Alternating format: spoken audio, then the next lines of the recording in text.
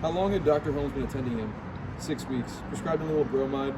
Said there was nothing the matter. Ah, yes, those general practitioners, thought Sir William. It took half his time to undo their blunders. Some were irreplaceable. You served with great distinction in the war? The patient repeated the word war interrogatively. He was attaching meanings to words of a symbolic kind, a serious symptom to be noted on the card. The war? The patient asked. The European war. The little shindy of schoolboys with gunpowder? Had he served with distinction? He really forgot. In the war itself, he had failed.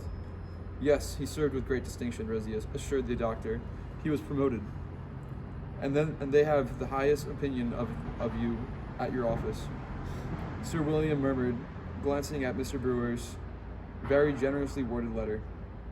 So that you have nothing to worry you, no financial anxiety, nothing. He had committed an appalling crime and had been condemned to death by human nature.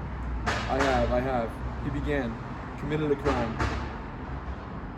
He has done nothing wrong whatsoever, Rezia assured the doctor. If Mr. Smith would wait, said Sir William, he would speak to Mrs. Smith in the next room. Her husband was very seriously ill. Sir William said, "Did he threaten to kill himself?" That's good.